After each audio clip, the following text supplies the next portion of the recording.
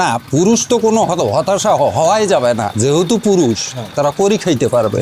সবসময় মনোবল ঠিক রাখতে হবে যে আমি অমুক জিনিসটা করলে এটা করতে পারবো, এবং সাহসটা মনের ভিতর রাখতে হবে। শুরু করলাম আমি প্রথম এসএসসি পাস করার পরে চাকরি খোঁজাখুঁজি করলাম, সেনাবাহিনীতে যোগদান করার জন্য চেষ্টা করছিলাম। তা হয়তো কোনো কারণে হয় নাই ওই সময়, 94-95 সঠিক মনে নাই আমার ওরকম। আগে তো মোটামুটি আপনার মাইকিং করি সেনাবাহিনীতে নিয়োগ হইতো, এখনকার মতো আর ছিল না। ওখানেও আমার আর কি হয় নাই, একটু শর্ট ছিলাম ওই সময়, এই কারণে হয় নাই। তারপরে আস্তে আস্তে মানে চিন্তা ভাবনা করতেছি যে বিদেশ যাব, বিদেশেও যাইতে পারলাম না, মানে পয়সা কড়ির অভাব ছিল, এই কারণে বিদেশ যাইতে পারি নাই, মানে অত দূর কুলাইতে পারিনি। তারপরে একবার আপনার ফায়ার সার্ভিসে ঢাকায় গেলাম নিয়োগের জন্য, ওখানে পরীক্ষা দিয়ে আসলাম। ওই সময় ওখানেও একটা টাকার অ্যামাউন্ট ছিল, ওটাও দিতে পারিনি, অল্প আর কি দিতে পারিনি, হয়নি। তারপরে ওই যে পরবর্তীতে বিয়ে শাদী করলাম, করার পরে আরো হতাশ হইলাম। সংসার তো চালাইতে হবে, বউ বাচ্চা নিয়ে তো চলতে হবে, এরকম চিন্তা ভাবনা করার পরে সিদ্ধান্ত ওয়াইফের সঙ্গে একটা পরামর্শ করলাম, গরু পুষলে আমাদের কি রকম হবে।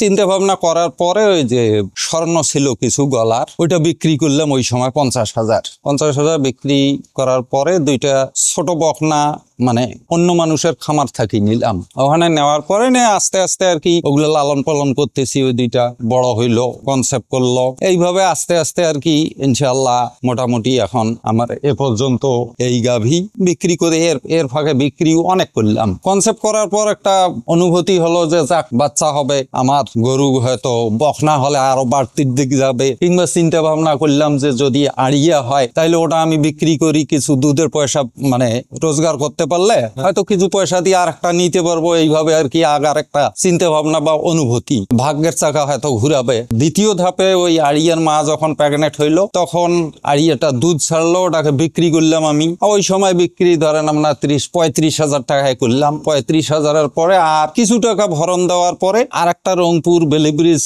এক দাদার কাছ থেকে আর একটা বকনা নিয়ে আসছি। বকনা নিয়ে আসার পরে ওটা কিছুদিনের মধ্যে আবার ওটাও কনসেপ্ট করলো, প্রেগনেন্ট হইলো, হওয়ার পরে দ্বিতীয় যেটা ছিল ওটারও বাচ্চা হইলো। এইভাবে আস্তে আস্তে ইনশাল্লাহ এখন মোটামুটি আমি স্বয়ং সম্পূর্ণ।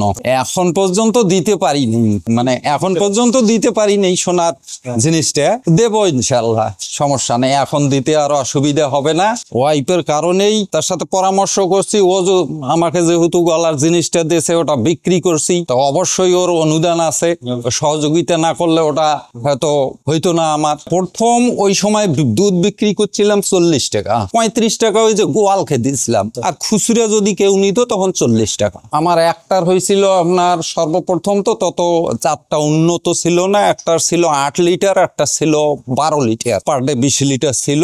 মানে দুধ বিক্রি করি, গরুকে খাওয়াই, আবার নিজেও আমি মানে চলি, এইভাবেই আর কি ইনশাল্লাহ অগ্রসর। আমার যারা যুবক, যদি ব্যবসা ক্ষেত্রে ওদের যদি ইচ্ছা থাকে যে আমি ব্যবসা করব, ব্যবসা যে কোনো করতে পারে। আপনার আমি যে এটা খামার করতেছি এটাও একটা ব্যবসা, বা মোটা তাজা এটাও করতে পারে, বিভিন্ন রকম আছে, বা কেউ পোল্ট্রি করতে পারে, যার যেরকম সামর্থ্য। এবং আমার হাতে মোটামুটি এ পর্যন্ত 2-4-5-10টা খামার তৈরি হয়েছে, আমার কাছে আসছে, তারা পরামর্শ নেছে, আমি তাদেরকে পরামর্শ দিছি, আমার পরামর্শ অনুযায়ী তারা শেড তৈরি করছে, এবং গরুও আমি তাদেরকে ক্রয় করে দিছি।